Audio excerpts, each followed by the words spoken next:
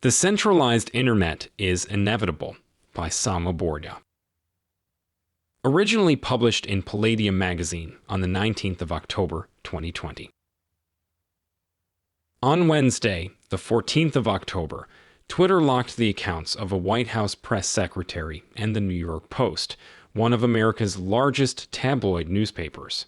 The accounts shared a story the Post ran on leaked emails which seemingly implicate Democratic presidential candidate Joe Biden's son in corruption. When users tried to share the story publicly or privately, they found a message informing them that their tweets could not be sent. Chinese users of Twitter mused on the feeling of déjà vu as links to corruption stories sometimes vanish on Chinese social media apps like WeChat as well. For a moment, the paths of the Chinese and American internets once more converged. You can only cross the Rubicon once. In an instant, the authority of Western newspapers was forever reduced. The editor-in-chief of a newspaper, founded by Alexander Hamilton, owned by famous media mogul Rupert Murdoch, was granted no special social and legal privileges. The newspaper was revealed to be just another user. Journalistic authority granted it no protection from classification as hacked material. If an email is leaked to the press and no one reads it, did it really leak? Perhaps once Twitter became the place where journalists get their news, it was only a matter of time before Twitter, rather than editors-in-chief, decided which news was fit to print. As a profession, journalists have developed a slowly intensifying addiction to the site, spending countless hours a day on it. Until now, Twitter reciprocated their enthusiasm. The blue check, a marker that an account has been verified as an authenticated and important user, is granted preferentially to journalists and media organizations. The role and legitimacy of journalism. What is remarkable about the New York Post's lack of privilege is that journalists as a profession have enjoyed special legal and social protections since the start of the 20th century, partially due to being perceived as indispensable in maintaining an informed citizenry critical to democracy. The past 50 years have not been kind to this perception, as the justification has been eroded by numerous factors. Generation X is likely to be the last generation to believe in the ideals of journalism without reservation. The most significant wind of change is the technological gale. This is apparent when examining the details of how the media industry adapted to becoming a producer of content rather than the platform. Newspapers never sold stories. They sold pieces of paper that carried stories. A paywall might seem like a fine business model, but it erodes the moral justification for the special privileges given to journalists and media organizations, hence the outrage when COVID-19 reporting found itself behind paywalls. Journalists make ends meet, barely, but at the cost of losing legitimacy.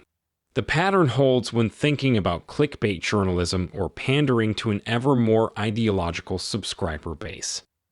Journalists' ability to carry out their mandate or advocate on behalf of their own profession has been radically curtailed by 2 decades of layoffs.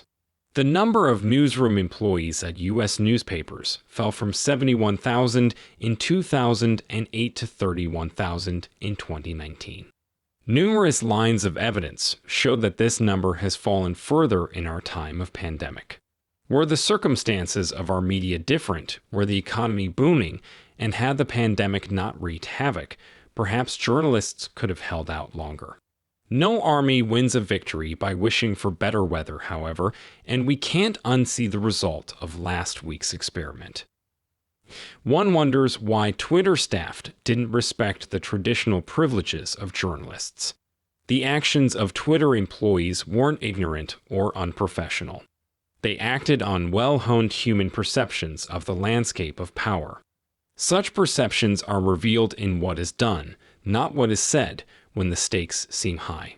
While it is all too natural to view this event through the lens of electoral politics, the U.S. presidential election is only 2 weeks away. After all, this immediate context is ultimately less important than the fact that Twitter's employees had the power to override the media, felt inclined to use it, and did so.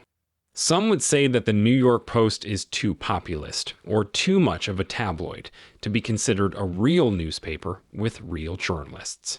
But this is said after the fact, after Twitter already decreed it such. And it is unlikely to be the last such decree. If we could find the relevant committee in Twitter's Politburo-like bureaucracy, for which founder and CEO Jack Dorsey is best understood to be the main spokesperson, and we could ask them the question, they would naturally answer that they support authentic journalism. They would reiterate their opposition to fake news and election meddling. And having voiced this opposition, they couldn't sit by and do nothing so close to the election. The moment of unseating journalists doesn't happen when you propose a free society without them. Rather, it is when you realize that there is no particular reason to let journalists themselves define who is a real journalist. In the case of Twitter, the employees did so instead. Empowering bureaucracies more than individuals. Early proponents of the internet always conceived of it as transcending the physical world and its limitations. Even before the first public demonstration of computer networks, researchers in the field were predicting the development of a national computer public utility system. There is a long-standing collective dream of independent digital republics and empowered, autonomous, self-educated individuals. People wrote manifestos. An entire genre, cyberpunk, arose around this vision. Though the seeds of this ideology existed even in the early development of the Internet protocols, its primary expression was in the early 1990s, when the Internet was very small and used primarily by technically proficient people. As the Internet's user base increased, it seemed plausible that the vision and intentions of these pioneers would shape the development of digital space, breaking the chokehold of centralized distributors of media and human knowledge. But behind the scenes, the story was not so simple. Even the Internet's creators were at loggerheads about its ultimate purpose. The U.S. Department of Defense, whose research into network technology played a pivotal role in the Internet's creation, intended for it to be used in command and control infrastructure for military operations. Had this vision won out, American entrepreneurs might have sounded less like Sergey Brin or John Gilmore, and more like India's Mukesh Ambani or China's Jack Ma. As May was building up the e-commerce giant Alibaba, he was also a CCP member and ensured a close relationship with the Chinese state. Since then, the majority of web traffic has come under the control of a few large players. In the realm of social media, Facebook and Twitter have come to dominate Europe and the Anglosphere, in Russia, vContact, in China, Qzone, and other equivalents. In other domains of human activity, digital services companies have rapidly gained massive user bases and market share. Netflix competes with Hollywood. Amazon competes with everything from Walmart to the U.S. Postal Service. In turn, these companies are effectively a tool of the political interests of states that control their regulatory environment, influence their human resources, or host their servers. Sometimes, the relationship turns direct. Google, Microsoft, Apple, and many others participated in the NSA's PRISM mass surveillance program. Far from what the pioneers of the 90s envisioned, these developments haven't decentralized society. Power has shifted around, but can now act in historically unprecedented ways. Considered frankly, this trend reveals the Internet to be a technology of centralization. One of the core functions of the Internet is to record material of human interest in digital format. These records span everything from our trivial preferences and financial habits to the most intimate messages we send each other. With adequate analysis, this data can be used to predict user behavior. This information is not made available to us as individuals. Even if it were, it would not be the kind of information we could use. It's only useful en masse. In other words, only insofar as it makes us legible and visible to centralized institutions. The rise of Amazon, Tencent, Facebook, or Twitter aren't bugs in the system, but the natural result of its real logic. This kind of information asymmetry has strong political implications. What is legible is eventually regulated. What would it take for individuals to gain a comparable information advantage?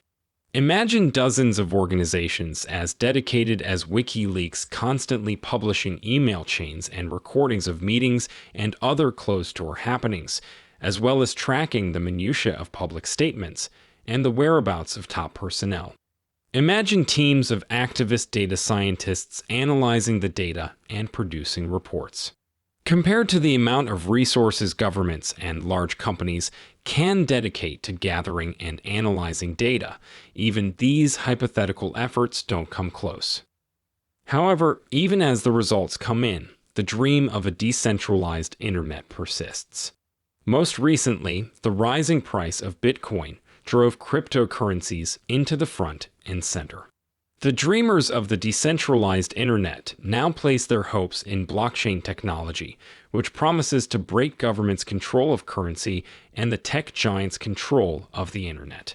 Many intellectuals, entrepreneurs, and investors, from Chris Dixon of Andreessen Horowitz to World Wide Web inventor Tim Berners-Lee, have staked their reputation, careers, and plans on this vision. Rather than accounting for strong trends to the contrary, these advocates continually push their promises further into the future. China stories are America's mirror. Before we turn back from humans to technology, let's briefly digress to think about China. As a newly minted superpower, it also plays a surprising role as America's Yamin shadow. Rather than doing the difficult legwork needed to think about a foreign country, perhaps even learn the language, we play a guessing game. At times, these guesses are insightful, and at other times paranoid. We suppose, we insinuate, and we theorize as to how China works, but we don't really check. China's surveillance apparatus is often painted in Western media as an all-encompassing panopticon. We are warned to expect an absolute surveillance state with perfect access to technological tools like surveillance footage and online messaging, and the corresponding perfect censorship and control. The reality, however, is messy. Surveillance has its limits, both in the data it gathers and in the incentives of the bureaucracy wielding it. So, what can we learn from the Western story? When someone speculates about something they don't know, they often reveal what they quietly think about what they do know. Such stories gain traction because, when freed from thinking about the US in particular, readers find themselves thinking about technology and power. In America, we have a very finite list of thinkable conclusions, protecting us from anything too terrible in our future. But when thinking about China, anything is on the table. One of the dishes served is that no one expects Chinese hackers to challenge the Chinese Communist Party, CCP, or at least its surveillance and censorship apparatus. They certainly don't lack the skill. The missing hacker hero becomes more important the more one considers them. If the people of China are oppressed and the internet is a decentralizing technology, we should expect the Chinese internet to work in the favor of dissidents, rather than the government. Interestingly, this was the consensus 1990s view of how the technology would play out in China. Much was made of VPNs that could bypass the Great Firewall. Yet today, the Chinese internet clearly works to favor the government, and importantly, we all know this to be the case. The technology empowers the user to a degree, but empowers the administrator even more. It's possible to imagine a world where hundreds of millions of people have entirely switched to private network communications. Perhaps in this world, the magnitude of the information asymmetry is reduced, but there is no reason to think it would be reversed. Governments and large companies will still have all of the information they have already harvested. They will already know more about us than at any point in history, and we will be as in the dark about them as ever. As long as the user was anonymous, it was plausible to be active in cyberspace without having to consider entangling legal risks or physical safety. Titans of steel and flesh, such as giant companies or police forces, would be powerless to stop you. Who would build such anonymous software, however? Governments will not stand for encryption software without backdoors, so it won't be built. Users will not stand for inconvenience, so commercial software will out-adopt open source standards. Commercially built software will always come under pressure from the government. If it somehow escapes such pressure, it will adopt a role closer and closer to that of a government body, much as Twitter is doing. Software arguments, while compelling in themselves, are ultimately superfluous. Just as the cloud is someone else's computer, written software always runs on a computer built in a factory, and that factory stands in the jurisdiction of a government that will pursue national security. Hardware backdoors have been mandated by the US and now the Chinese governments. Even if the user could be free, the computer owner never could. The world of bits was always standing on a world of atoms. The centralizing trend that we have seen over the lifespan of the internet is not a fluke to be corrected as we learn to properly harness the power of this new technology. Rather, the internet cannot be anything but a centralizing force, so long as there are groups that are situated to disproportionately benefit from that which it renders visible. We should expect the hackers and cyber visionaries to remain in the fringe, while the interests of governments and large companies dominate the use and development of web technologies. The geopolitics of cyberspace. Cyberspace does not lie within your borders. John Perry Barlow, internet pioneer and panegyrist, declared to the world's great powers in 1996. Your legal concepts of property, expression, identity, movement, and context do not apply to us. They are all based on matter, and there is no matter here. Nearly 2.5 decades later, it is the great powers whose borders are reflected in cyberspace. The China that exists in Asia, rather than our imaginations, is still very much a 20th century state. It is powered primarily not by advanced technology, but by party discipline and organization. Paper pushing not too dissimilar to that of the US federal government of the 1940s. One tell is that China insists on party liaisons at all the large newspapers. Insisting on party liaisons at all major networks and communication companies will prove to be quite sufficient for states of the future. China has its Great Firewall, and Russia has its Internet Iron Curtain. But democracies differ only in how quickly and under what narratives they adopt similar measures. In July, India's biggest company announced a radical vision for an Indian-made 5G network. Mukesh Ambani, the chairman of Reliance Industries, took the opportunity to dedicate the project to Atmanirbhar Bharat, or self-reliant India. It was a sign of loyalty to Prime Minister Narendra Modi's goal of carving out a space for India in a world dominated by American and Chinese tech giants. The announcement was overshadowed in Western media only thanks to a bigger story in India, the country's ban of the popular TikTok app. Rather than forging a decentralized alternative, India is a latecomer to an ongoing revamp. The EU has enacted laws, such as the GDPR, strictly regulating the operation of internet companies. Even in the more hesitant US, a massive public campaign is pressuring tech giants like Google, Twitter, and Facebook to exercise more control over their platforms. When they do so, the call quickly turns to government regulation of this newfound power. After decades of conflict between utopian visions of cyberspace and the realities of centralized digital power, states and companies are creating new ideological tools to determine what the internet should look like. A thriving and centralized internet. Should we assume, though, that such a world would be dystopian? When people envision decentralization, they often have the wrong picture. Many aspects of human life are better off centralized. Decentralization should not be equated with freedom and flourishing unless there is a good plan to make it so. In trying to understand and chart a course for the future, we might take inspiration from the centralizing effects of past technology. The printing press reduced the Catholic Church's control over intellectual institutions. But it also paved the way for the standardization of language and for more direct control by state bureaucracies. Society was vastly more centralized in 1750 than it was in 1400. Through the modern lens, the benefits of the printing press vastly outweigh its costs, suggesting that we may be wrong to fear centralizing technologies in our own time. Instead, we may be better off looking to see what institutions are best positioned to wield these technologies and to what ends, and seek to ensure that they are put to good use.